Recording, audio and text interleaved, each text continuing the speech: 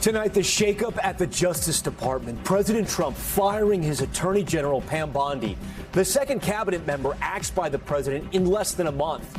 Our new reporting, the heated confrontation between the president and Bondi just last week, why sources say he grew more frustrated with her, and how her handling of the Epstein files may have been the final straw. Plus, who's replacing her for now? Also tonight, the top general forced out, Pete Hegseth ousting the Army's top leader less than a day after the president's primetime address on Iran, all as strikes overseas rage on.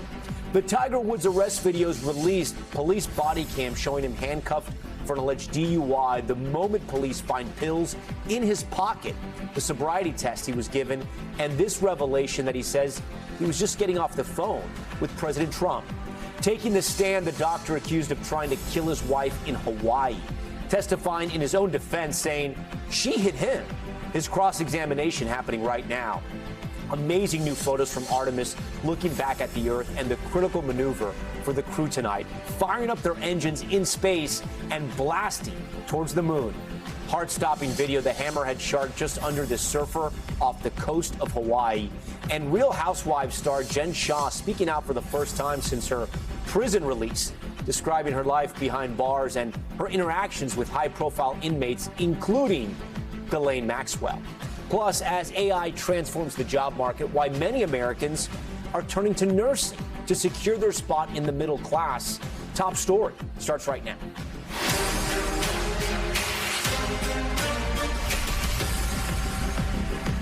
And good evening. We're going to start right there with that major shakeup in the Trump administration. One of the president's most loyal allies, Pam Bondi, out as Attorney General, marking the second time the president has fired a cabinet member in less than a month.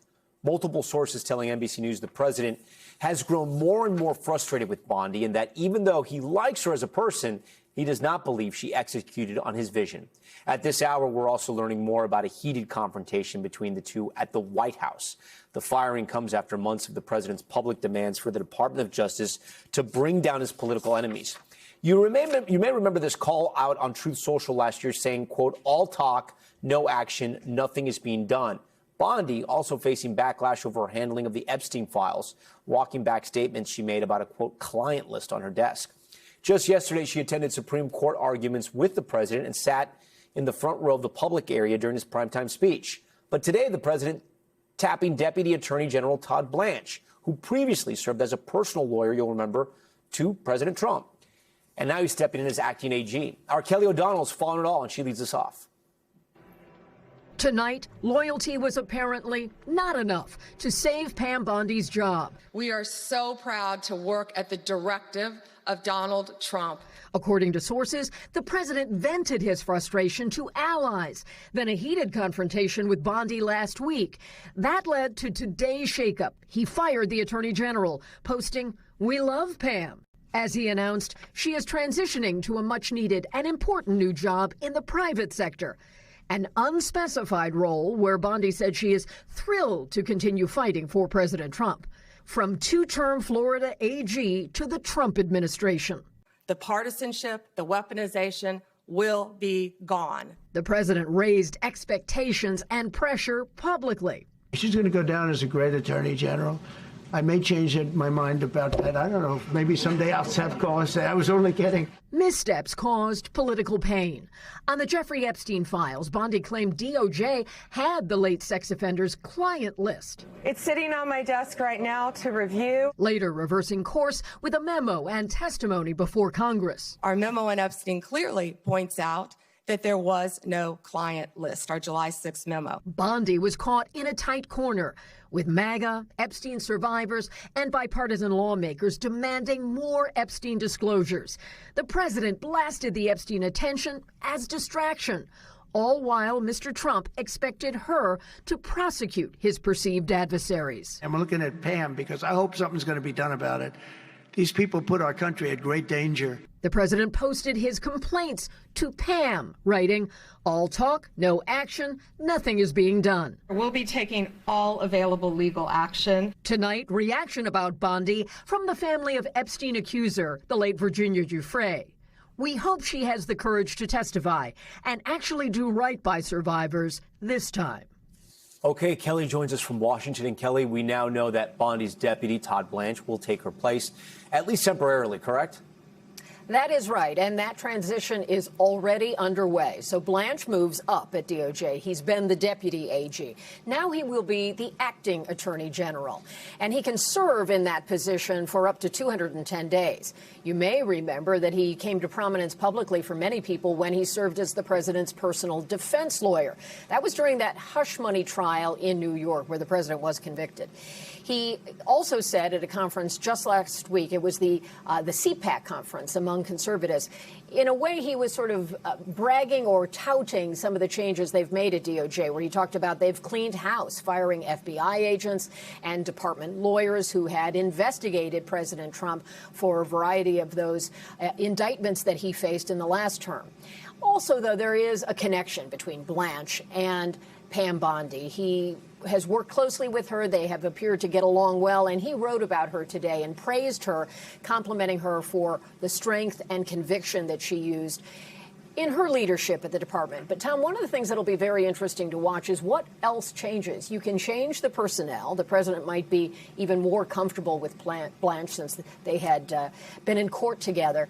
But the facts of the cases he would like prosecuted remain the same, and those have been difficult. They tried to bring a case against James Comey, the former FBI director. They tried to bring a case against Letitia James, the Democratic Attorney General of New York. Both of those were dismissed. That is not Pam Bondi's doing. She can only work with the facts that she has. So will Todd Blanche approach it any differently? That's something we'll be watching very carefully. Tom? All right, Kelly, we thank you for that. We're also tracking another shakeup for the Trump administration, this one inside the ranks of the Defense Department. It comes at a critical time with President Trump ramping up attacks on Iran. The president posting this video of U.S. bombs demolishing what he said was the biggest bridge in Iran, with the message, time for Iran to make a deal before it is too late and there is nothing left. That post just hours after a rare primetime presidential address where he suggested once again the war could soon end. We are on track to complete all of America's military objectives shortly, very shortly. We are going to hit them extremely hard over the next 2 to 3 weeks. Our NBC reporters are following this from Washington. Senior White House correspondent Garrett Haake and senior national security correspondent Courtney Kube. Courtney, I'm going to start with you. We'll start with the sudden removal of the Army's top general. What do we know at this hour? Yeah, I mean, we know very little other than Secretary of Defense Pete Hegseth fired him. Now, Tom, this is not a surprise. We've been expecting this for some time. In fact, this is one of the firings that the Secretary of Defense has decided to target people who were part of the prior administration. So in the case of General Randy George, the Army's top leader, as you mentioned, he worked as the senior military aide to Secretary of Defense Lloyd Austin under President Joe Biden. We were expecting for some time that he would be targeted. Most likely he'll be replaced by the Vice Chief of Staff, that's General Chris Leneve. He got President Trump's attention early on in the Trump administration, in this current administration, when he called into the Commander-in-Chief's ball and praised the president and congratulated him on his victory. President Trump saying there, this guy's out of central casting. He was brought back from Korea to serve as Secretary Hegseth's senior military aide. But, Tom, what I really have to point out about this is just how very unorthodox it is to fire a 4-star leader in the U.S. military while the U.S. is at war. This has nothing to do with Iran, as according to all of the officials we spoke with. And in fact, this is something that's been expected because of General George's ties to the former Secretary of Defense, Lloyd Austin. All right, Courtney. And then, Garrett, you know, we talked about yesterday during that primetime address, there was not a lot new we learned after that address to the nation was digested, talked about. Obviously, there's going to be political allies spinning what he had said. Are we learning anything new? Not really. I think what we're seeing is a response from the Iranians here that, you know, they were firing a missile again at Tel Aviv today. They've suggested, almost goading the White House into taking this still further with that bridge being bombed today, suggesting, you know, if you come any closer, you know, we'll be here waiting for you.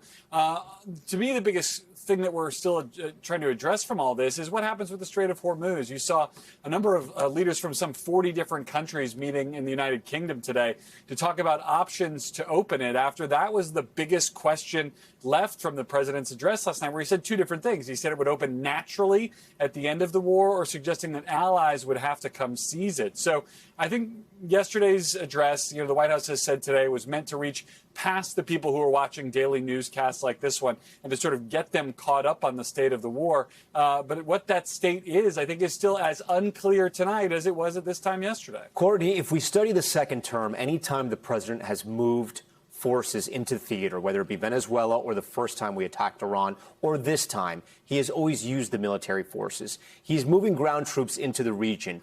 Should we conclude that the president is not done in Iran, that there might be this 2-week timeline, it might be 3-4 weeks, it may go longer, but that there's still unfinished business there? There absolutely is unfinished business. If the goal here is to take out Iran's conventional military forces, they simply aren't there yet. And while they have taken thousands, more than 10,000 strikes and more than 10,000 targets so far, and they have really degraded their conventional capabilities, they are not decimated. We saw that just last night after the president's speech ended, when Iran and their proxies were able to fire off a number of projectiles at Israel, one of the biggest volleys that we've seen since this war began. So there is a very real possibility that U.S. troops could be brought in some capacity to sort of finish this in what we've been talking about in the past couple of weeks, this idea of escalating to end the war. But again, the officials we speak with are not talking about a large contingency of ground troops, nothing like we saw go into Iraq, over 100,000 troops at some points during the war in Iraq. But it could include U.S. troops on the ground in Iran. It doesn't appear whether that decision has been made or not yet, though. We're asking the question. Garrett, do we have a sense of how much the president is looking at the calendar? I mean, we talk a lot about, the midterms are coming up in November, the midterms are coming up in November. But do we even know if the White House is concerned with that? I mean, the president could be also looking a lot farther down the line into the history books and saying to himself, I'm going to change things in Venezuela, I'm going to change things in Iran, maybe I change things in Cuba, and I'll be talked about forever. Yeah, look, I think there are a number of different timelines in play here. You mentioned the midterms, but the president's also being briefed on the real-time economic impacts. He watches the markets and gas prices very closely, as do his advisors. And he has talked a lot about his long-term legacy, the idea that he might take Iran off the table as a major geopolitical threat for generations to come. But, Tom, I'll give you an even shorter-term deadline that the president is likely looking at, and that's his trip to China. They've already rescheduled it once. They were concerned about the optics of him being in China while this war was going on. If there is some kind of ground invasion, or if this does go beyond those 2 to 3 weeks, we could see the rescheduled trip potentially booted again. That is the big picture American adversary of the future. China is the country the administration is long-term focused on. To not be able to have that face-to-face meeting with President Xi would be a major problem for President Trump. Yeah, the world will be watching that as well. Garrett and Courtney, so great to have you guys. We appreciate it. Tonight, for the first time, we are seeing videos of Tiger Woods' DUI arrest. The footage released by the sheriff shows the moment deputies discovered pills in the golfer's pocket and the series of sobriety tests he had to perform. Here's Jesse Kirsch with that video. Left. The newly released video shows Tiger Woods performing a series of sobriety tests. You understand? Yeah. Perfect. And the moment deputies handcuff him. So at this time, if you believe your normal faculties are impaired, okay, and you're under the unknown substance, okay, so at this time you're under arrest for DUI, yes, sir. Allegedly finding 2 opioid pills in his pocket. That's a narco. It's narco? Yeah. Okay. Tonight, Florida's Martin County Sheriff releasing hours of footage from the star golfer's DUI arrest. This is fun. Here he describes the moment he hit a truck's trailer. Looked down my phone, and all of a sudden, boom. Then there's an apparent phone call with President Trump. Thank you so much. All right, you got it. All right, thank you. Bye. Say again? Just keep you down here with that, please. Yeah, I was just talking to the president. In the videos, Woods has constant hiccups and repeatedly shakes his head. During those field sobriety tests, at times, he struggles with the deputy's instructions. Try not to move your head, okay? You have the hiccups. Earlier, Woods' manager asked investigators for help retrieving the star golfer's clubs, including his priceless putter. I've won 14 majors with it. Are you golfing in the Masters this year? Hoping to. Yeah. Depends on y'all. Yeah. Don't depend on me. First responders later smashing his SUV's window to retrieve that putter. Woods' manager showing it off. Well, that's a piece of history right there, huh? Once handcuffed in the back of a squad car, Woods yawns, closing his eyes. He's since pleaded not guilty and said he's stepping away for treatment. With that, Jesse Kirsch joins us now live from Miami. So, Jesse, in that video, you also hear police speak to the other driver. What does he tell him? Yeah, so that other driver, Tom, describes his account of the events as they unfolded leading up to the crash. That driver saying at one point that Woods was approaching, quote, so fast. But later, that driver said that Woods was going at a, quote, normal speed, Tom. And then, you know, when it rains, it pours. And for Woods now, he's also facing a traffic violation on top of all this other stuff. Yeah, so this just was posted today. This would, of course, be a civil violation, not criminal. He was cited for careless driving that has resulted in a crash.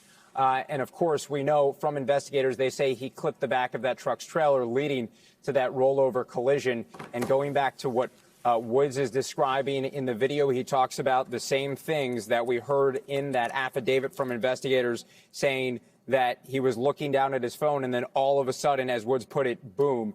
And then, of course, in the days that have followed, there have been a lot of ramifications well beyond that civil violation. Yeah, you can say that. All right, Jesse Kirsch, we thank you for that. Now to the severe storms tearing across the Midwest, 33 million under alerts right now. Massive hail pounding eastern and southern Iowa. Oh, look at that. Melting into a river in this parking lot. Much of the region also under a tornado watch. This as spring storms sweep over parts of the Rockies, dropping snow across Utah. Let's get to NBC Connecticut meteorologist Ryan Hanrahan. Ryan, so great to have you here. A lot of action across the country, including several tornado warnings going off right now. Yeah, exactly. And this is a huge storm. It stretches from the Gulf all the way up into the Midwest and the Great Lakes. So we'll zoom in a little bit, give you a closer look here. Severe thunderstorms, tornado warnings, and large hail across portions of Iowa, northern Illinois, and now even into Michigan. And this whole storm system is producing a little bit of everything. To the north, we've got ice storm warnings and winter storm warnings from the UP of Michigan all the way back into portions of Minnesota and the Dakotas. But it's to the south that we have that severe weather threat where temperatures are warmer. It's a little more humid. That severe weather threat is greatest in this area from Peoria, Illinois, up through Chicago. But it looks like as we go through the night tonight, it's going to extend a little bit farther to the east into portions of Michigan, down through Indiana and central and southern Illinois. And that's not it. We've got a follow-up system. It's right on its heels. It moves in for tomorrow. So we still are dealing with snow and ice across the northern plains and portions of the upper Midwest. Then to the south is a severe weather threat that exists from portions of southern Iowa again tomorrow into northern Missouri and then on down through Oklahoma City and portions of North Texas. And for Saturday, things are staying active. A little bit of wintry weather up toward the Canadian border and that risk for showers and thunderstorms from the Great Lakes all the way down to the deep south. Tom? All right. We thank you for that, Ryan. We're back in a moment. The emotional testimony in the trial of a Hawaii doctor accused of trying to kill his wife on a hiking trail. What he says happened. Plus, major developments in the legal battle between Blake Lively and Justin Baldoni. The surprising decision from a judge and what it means for the future of this case. And lurking in the water, look at this, the shark swimming just below this surfer on a hydrofoil. We'll show you that moment ahead on Top Story. We're back now with the latest from Hawaii. Dramatic testimony from the doctor accused of trying to kill his own wife. On the stand tonight, facing cross-examination. NBC Steve Patterson with everything that's happening in court. Grueling testimony from Dr. Gerhard Koenig, now taking the stand in his own defense. Do you blame him? Koenig telling the jury it was his wife Ariel who dealt the first blow, striking him in the head with a rock during a birthday hike on this Oahu trail. Koenig says he hoped the trip would help save the couple's marriage after he learned of what they called Ariel's emotional affair with a coworker. Gerhard, did you have a plan to kill your wife on the mountain that day? No. Did you try to throw her off a cliff? No. Did you try to stab her with syringes? No. When you hit her with the rock twice, why did you do it? In self-defense. Tonight, prosecutors pushing back in cross-examination, starting with quizzing Koenig about spying on his wife's texts. You were mad, right? I was not mad. You were not mad when you confronted your wife about these messages. I was upset. And digging into their turbulent relationship. After you confronted Ariel, called her a lying bitch, called her a whore, you wanted her to move out of the house. Is that right? That's right. And last week, Ariel testified the encounter had nothing to do with self-defense, describing a deliberate, vengeful attack. So he takes a deep breath, and then he just starts hitting my face and my head with a rock. Witnesses for the state also included Gerhardt's 20-year-old son from a previous marriage, testifying his father FaceTimed him immediately following the attack. What did the defendant tell you during that call? That Ari, my stepmom, had been cheating on him, and that he tried to kill her. Koenig testifying he was contemplating suicide during the call, but denied the confession, saying his son misunderstood. He saved my life that day, but I put him in this position where he is now, where he thinks I tried to kill her. Steve Patterson joins us now live from Los Angeles. Steve, when do we expect this case to go to a jury? Tom, Koenig is back on the stand being cross-examined as we speak. The judge indicating that this is in its final hours. We expect closing arguments maybe early next week, to the jury by midweek or so. Okay, Steve Patterson been covering it all for us. Steve, thank you. I want to bring in our good friend, NBC News legal analyst Misty Maris. Misty, you've seen it all. We've seen it all in this case. A sad and scary trial, right? We see the defendant take the stand in his own defense. What does that tell us? So it's such a rare thing, Tom, in a criminal case to take the stand. But in this case, he's asserting self-defense. So when we usually say the defendant doesn't need to say a word, the prosecutors have the burden of proof, in a self-defense case, the defendant actually has to raise some credible evidence that there was a threat and that they responded reasonably and proportionately to that threat. So whether or not the jury will be sold on that theory, I have my doubts. But in order to establish that, the only person who's going to be able to talk about it is Gerhard Koenig himself. He was on the stand for a bit. What did you think? You watched this and you watched the cross-examination. I mean, how did he do? Yeah, I watched it. I would say it was pretty disastrous. Even his direct examination, it was very contrived, Tom. At least that's the way it was coming off. He was telling a story. Like when he does stuff like this, you're saying it doesn't feel real, that he was really getting emotional? It didn't feel real to me. You know, we're not in the courtroom. We're watching it on TV. The jury can really feel these emotions, feel when they're palpable. And this, to me, did not play as being something that was coming off as genuine, especially when we've seen other witnesses, like his son, a pivotal witness in this case, take the stand and come off with so much credibility. Well, I was going to ask you about the son, right? His own son, his own blood, basically testifying like, Dad, you're not telling the truth here. Here's what you told me. Right. Here's what you told me. He FaceTimed his son 2 times and actually, according to the son, said, I tried to kill Ari and now I'm going to jump. I got to get away from the police. All of these things that he's trying to refute in his testimony by saying, well, it was windy. Maybe he misheard me. Tom, there's a couple things in this case that I think make it really difficult for Koenig to get over. And we're seeing that the explanations in his testimony are just not lining up. For instance, there's an 8-hour manhunt for him after. The physicality that he describes in the self-defense act against his wife just really doesn't make sense when it lines up to the other evidence, including the forensic evidence. Comparing the two, the wife and the husband's testimonies, did the wife sort of blow away everyone? She sounded real. You believed her. I mean, you see the video of her wrapped with the gauze and bleeding everywhere. Yeah, so the wife's testimony definitely came off more genuine and really was more in line with some of the other evidence in the case, which is really what you're looking for, right? Consistency with that evidence in addition to assessing the credibility. But, you know, I think from the defense perspective, that 8 hours that he spends on the run, you know, he admits to hitting his wife 2 times with a rock. Keep in mind what the defense plan is here. They either want to show self-defense, and that would be an acquittal if the jury believes that this was a reasonable response, hitting his wife 2 times with a rock, or they want to say he did not have the intent to kill. This is an attempted murder case. Instead, it was an assault, and that's really the defense strategy here, looking for mitigation, probably unlikely to have an acquittal. Explain something to me, because we've been watching this day to day, but I think there's still a hole here. His defense is that she was cheating on him, and then she attacked him first while they're on this hike. Correct. She's cheating on him. They talk about it. He says, I'm leaving you, and I'm telling everybody you're cheating. She tries to push him off a cliff.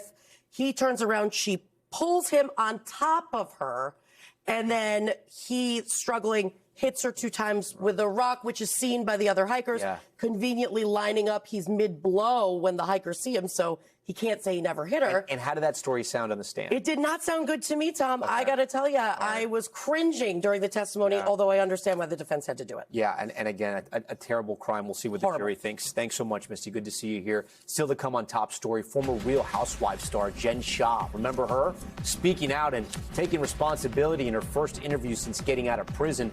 what she's revealing about her fellow inmate, Ghislaine Maxwell. Plus an update on NASA's historic Artemis launch as those 4 astronauts make their way to the moon.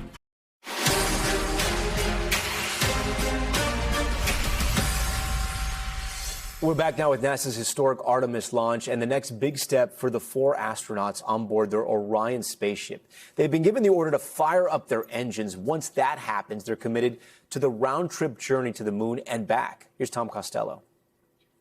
Tonight, the first images of home from Orion flying high above Earth as Mission Control sends the order to the 4 astronauts on board. We are go for TLI. Orion approved for the translunar injection burn, firing their engine for 5 minutes 49 seconds to head to the moon. We love those words, and we're loving the view. A 4-day journey traveling at 24,000 miles per hour. Good news, as their Artemis launch Wednesday night is still going viral. Wow, so fast. How cool is that? From a Florida beach to a college softball game. Everyone is really interested in this. To a spectacular view from a plane flying high above. You don't see this every day. They're going around the moon. Even astronauts on the space station. Godspeed, Artemis 2! The docking camera is showing the crew inside Orion. Overnight, the astronauts practiced manually flying and docking their spaceship named Integrity. That is a good-looking American flag. Then, after 2 4-hour sleep cycles, Mission Control woke them up this afternoon to John Legend's green light. Houston Integrity, we are ready to go, and that was awesome. But then an unexpected order to start storing water in plastic bags in case problems with the ship's water system suddenly reappear. Now, NASA thinks they've got this water issue solved, but they don't want to take any chances as they now are on their way to the moon. That's why they're storing extra water in plastic bags. Now, keep in mind, right now, Orion is 17,000 miles above us. They've got to go 234,000 miles out in space to the moon and then back. Tom? All right, we're going to be watching every step of the way. Tonight, a major blow to Blake Lively's sexual harassment lawsuit against her It Ends With Us co-star Justin Baldoni. I would never lie to you. I know it's nothing. It's nothing? Lively's lawyer said she was kissed, nuzzled, and touched without her consent, and that Baldoni was consistently inappropriate. But a federal judge today dismissing 10 of her 13 claims, including harassment, defamation, and conspiracy, over key legal requirements related to classification as an employee. She was not an employee who could bring those claims that only an employee could. She was an independent contractor. So she had no chance of winning on those claims at trial. The pair have been locked in a headline-grabbing legal battle since 2024 that at times has drawn in famous names in text exchanges with her husband Ryan Reynolds and pop star Taylor Swift. Last year, a judge dismissed Baldoni's $400 million countersuit against Lively, alleging defamation and civil extortion. Lively's team praising the move then. It was a sham lawsuit designed to retaliate against Ms. Lively for speaking up against what she experienced on set and to silence others who might come forward. But tonight, a win for Baldoni's team, saying they are very pleased as a narrower set of allegations against Baldoni's production company now head for trial. Lively also alleges that Baldoni waged a retaliatory campaign in the press and on social media after she raised concerns of sexual harassment. It's those retaliation-related claims that are moving forward to trial, and her lawyer tonight says Lively looks forward to testifying and continuing to shine a light on this vicious form of online retaliation. Tom? Emily Aketa, we thank you for that. We're going to turn now to a shocking murder case out of Florida. A trailblazing politician found shot to death in her home, and now her husband has been arrested for the crime. George Solis has this one. Tonight, a rising star in Florida politics is dead, and her husband charged with her murder. Stephen Bowen was arrested Wednesday after police say they found the body of his wife, Nancy, at their home. Nancy Bowen was the vice mayor of Coral Springs, Florida. After she missed city meetings, officers went to her home for a wellness check, according to the affidavit, which says her body was found wrapped in blankets along with 3 spent shotgun shells. That same day, Stephen Bowen knocked on an unidentified person's door, according to the affidavit, and asked that person to hold on to a shotgun for him. He then admitted that he shot his wife 3 times with a shotgun the previous night and then slept downstairs. Nearby, a pillow with burn marks fashioned as a makeshift silencer. Asked why, Stephen Bowen said that he couldn't take it anymore. Today, Bowen appearing before a judge who ordered him to be held without bond. The court does find probable cause for the charges. Tonight, Nancy Mateer Bowen is being remembered as a trailblazer. The 38-year-old was the first Black and Haitian American woman elected to the Coral Springs Commission. She was always smiling, always smiling. Wenda Tima was a close friend. She was one of the good ones because she cared. She cared, and she didn't just care about the community that she came from. She cared about everyone. She cared about making a difference. All right, George Solis joins us now. And George, you're hearing more from her family tonight? Yeah, that's right, Tom. I mean, she was eyeballing a run for Congress. Her family saying that she was a leader and an advocate, someone who was a daughter, a sister, someone whose laughter would fill the room. And obviously, they are mourning, saying she is going to be missed severely, Tom. Yeah, and then, George, while we have you here, we know the community there in South Florida has some things planned to remember her. Yeah, that's right. The officials saying that they're planning a large candlelight vigil right outside Coral Springs City Hall tomorrow to remember this life lost. George Solis for us. Now to Top Stories newsfeed. We start with the urgent manhunt after a terrible shooting. Dramatic new video shows 2 suspects crashing their moped into a car in New York City. They were on the run after the shooting of a 7-month-old baby killed by a stray bullet at a bodega nearby. One of those suspects hit the pavement and was taken into custody. Police are still searching for the other suspect. All right, in New Hampshire, a voice actor from the show Bob's Burger was seriously hurt in a fiery car crash at a highway toll booth. Eugene Miram's publicist confirmed that the news to our NBC affiliate, a state trooper assigned to Governor Kelly Ayotte's security detail, just happened to be near the crash and is credited with helping to pull him from the burning car. Miram was taken to the hospital but is expected to be okay. And an Amtrak train smashing into a garbage truck in South Carolina. Video shows the truck crossing over the tracks before getting clipped. Look at this. Wow. Sends the dust and debris into the air. Once the train passes, you actually see the body of the vehicle completely ripped off. Here's the incredible part. Nobody was hurt on the train or on the truck. It's incredible. The driver of the garbage truck, though, did have minor injuries. And a scary moment for a surfer off the coast of Hawaii. Take a look. The dark shadow there lurking right under the wave, a giant hammerhead shark. Pretty scary. You can see the shock on the surfer's face as he sees the distinctive shape of the head only feet away from the foil board. Okay, turning now to a story Bravo fans have been waiting for. The return of Real Housewives stars Jen Shah. The former reality star speaking out for the first time since her prison release exclusively to People magazine. NBC's Valerie Castro has this one. When I walked in there, it took my breath away. And I just thought, this cannot be where I'm going to be.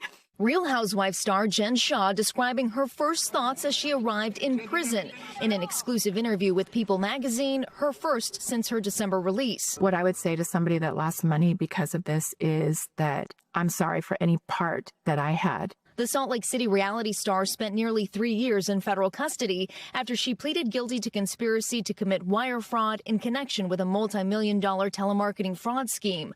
Shah now detailing how she spent her time while at federal prison Camp Bryan in Texas, a minimum security facility. I would put together all the workout classes. Shah says she made friends with another high-profile inmate, Elizabeth Holmes. Lizzie and I are good friends. The disgraced Theranos founder is still serving her sentence for wire fraud. Also at the same facility, convicted sex offender Ghislaine Maxwell, who Shah says received concerning treatment. Shah telling People that Maxwell was treated very well and was afforded things in prison that nobody else was afforded, like private workout sessions, special meals, bottled water. Maxwell's attorney did not immediately respond to NBC News requests for comment. We asked the Bureau of Prisons about Shah's allegations. It disputed them, saying in part, staff are required to treat all inmates equitably in accordance with law, policy, and institutional security and safety protocols. She would come over and talk to us, or I would see her if she would, come by recreation. But, and honestly, I chose that. I chose to have very limited interaction with her. Shaw was released last December, more than 4 years before her sentence was up. The moments leading to her 2021 arrest caught on camera. We're looking for 10 Shaw. During the Housewives' second season in Utah. Now she says she's ready to make amends. My mission as part of like my consequences and my responsibilities to make sure that people are paid back through the restitution. And I hope that everybody else that had a part in this does the same thing.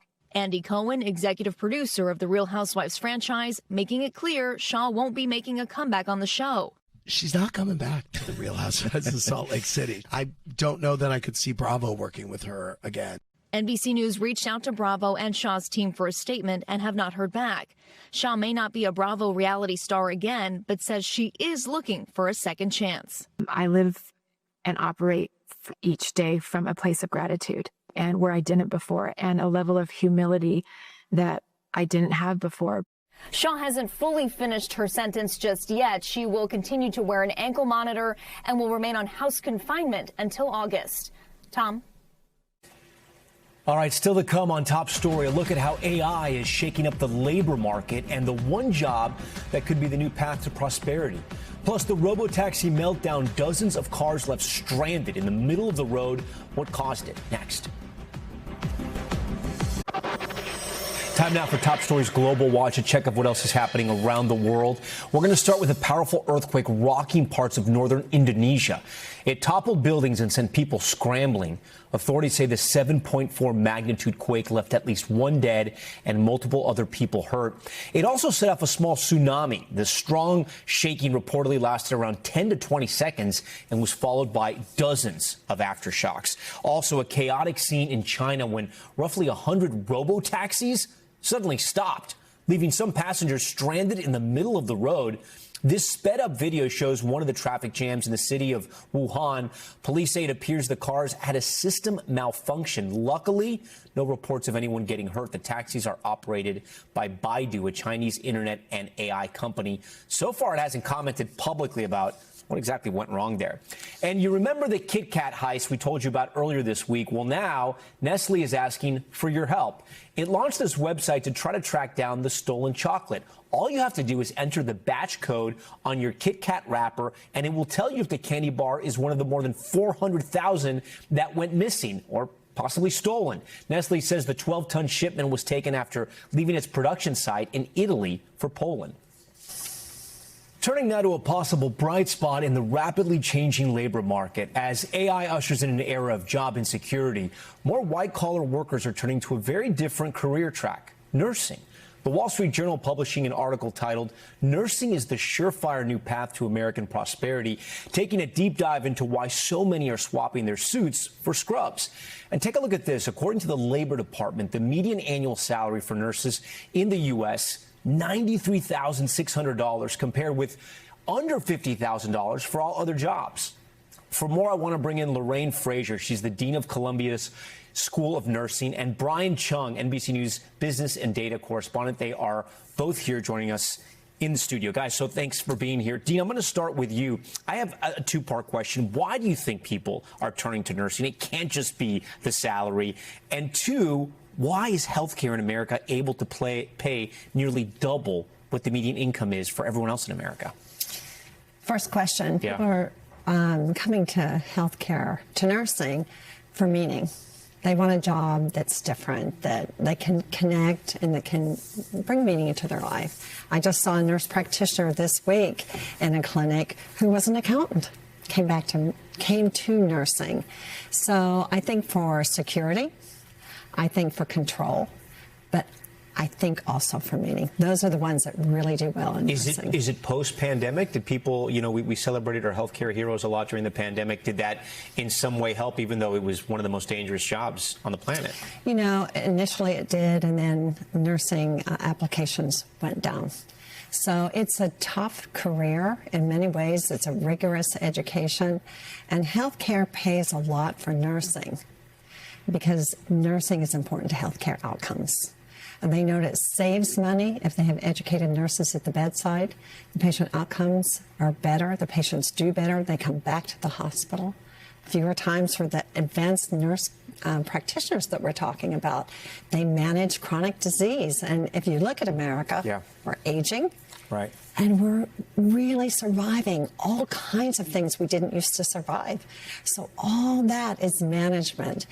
Cancer survivors, cardiovascular disease, they're handled by those nurse practitioners. We're living longer. That is a great point. Yes. Brian, zoom out for us, right? So why is the healthcare industry driving this job growth? A lot of the reasons the dean said right there are important, but there's also the insurance industry, and people just in general are going to the doctor a lot more and trying to get care. Yeah, well, I mean, the dean brought up the aging population. The demand for these types of jobs is higher. We just simply need more nurses. We need more people in the healthcare industry. But I should point out that, you know, we've already seen the fruits of this growing industry in the labor market data. We saw in the last year, healthcare drove the most gains compared to any other industry, more than leisure and hospitality, more than white-collar jobs. And so for that reason, you're seeing a lot of people going into this field, and it's reflecting in the numbers. And I should also point out, it was a bad year for the labor market broadly, but the healthcare area was one bright spot. So, Dean, is nursing an AI-proof job? Much more than many jobs. We are using AI in education. We're using it in the clinical areas to leverage what nurses can do. But there's nothing can replace eye contact, human contact, respect, and empathy and understanding for that patient. Yeah. You can't send a robot into a room, right? Yeah. So I, especially for that nurse practitioner who's really doing those, seeing those patients with chronic conditions, those older patients, they need a person. And so I would say, yes, the human touch and humanity of nursing is what we bring. And I don't know if this is connected, but anecdotally, you hear a lot about doctors getting burned out and not enough doctors to go around, can never get an appointment, things like that. Are nurses filling the gap in some of these cases, filling those voids? They are. They're filling the gap in long-term care management. Chronic disease management. But nurses also get burned out. Yeah. And in our education process, we prepare those students to find meaning in their job. Because when you find meaning in your job, you're less likely to get burned out. So it's a reality for nurses and for physicians. On average, how long do nurses need to go to school for? What is it like, the curriculum? It's a very rigorous curriculum. For a registered nurse, 4 years. For advanced nurse practitioner, it can be 5 years more. So, or 3, it depends on the program you go to. We're trying to find ways to speed that up. I'm sort of fascinated by this. I'm not trying to ignore you, Brian. But I kind of want to nerd out here about the nursing industry because it really is fascinating. Do nurses come out with school debt? Do they figure out ways to start working and work off some of that debt if they go to a place? And I'm not saying just Columbia, but Columbia is probably an expensive program because it's prestigious. They definitely come out with school debt, and we try to help them manage that. But the interesting thing about nursing is if you want to go back to school, a lot of the healthcare facilities subsidize your education and your tuition. So you get that help. I got that help. And they're able to pay that debt off. We have our default rate on our nursing program, and most are at 1%. 1%? Wow, that's incredible. So it's a great investment to invest in nursing. Brian, a new study from Tufts University, we're going to put it up here for our viewers. It projects that AI will displace millions of jobs, resulting in an estimated $757 billion in income loss for American households. That's equal to the entire economy of Belgium.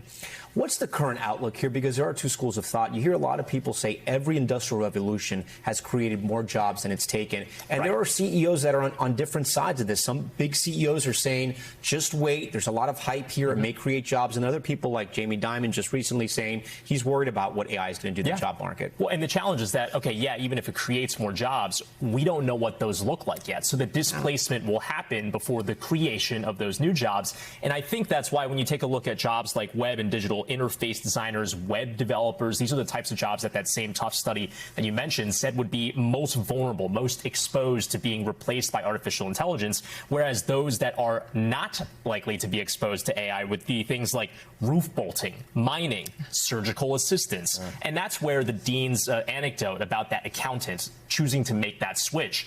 There's a lot of people that are thinking, okay, I might have a white-collar job right now that pays pretty well, but if the displacement from AI is going to make blue-collar, hands-on, where bedside manner matters, then maybe that's the place where you can do a career pivot to make sure that you preserve that income. All right, Brian, Dean, we thank you so much. We appreciate for you guys being here. When we come back, the heartwarming family reunion of father back with his 5 little girls after months overseas. That emotional surprise next. Finally tonight, the emotional family reunion in Tennessee. A Marine veteran working overseas surprising his family by coming home early after months abroad. The reaction from his 5 little girls, you're going to see, priceless. This is a hug this family has been waiting months for. The 5 Kendrick sisters. Sprinting to their dad, jumping into his arms, practically tackling him to the ground, unable to contain their excitement. Their dad, Marine veteran Harrison Michael Kendrick, surprising his daughters by coming home a week early after 4 months in Baghdad. I was so excited just seeing them, being able to hold them, being able to hear them. They always want him all the time. They don't want him to leave. Just being able to hold them, being able to tuck them in at night, being able to read them a book, fixing boo-boos or just picking them up. I mean, it's those are the best things. That's what helps my heart. And for 5 little girls, a priceless gift. A chance to spend time with their dad. As for how much they love him, 101 I mean, I'm getting emotional right now. I mean, just hearing them say how much they love me, it really, I mean, that's all it's about. It's really important to kind of remember that if you have people that love you and support you, that's what life is about. You could watch that video all day. All right, we thank you so much for watching Top Story. I'm Tom Llamas in New York. Stay right there. More news on the way.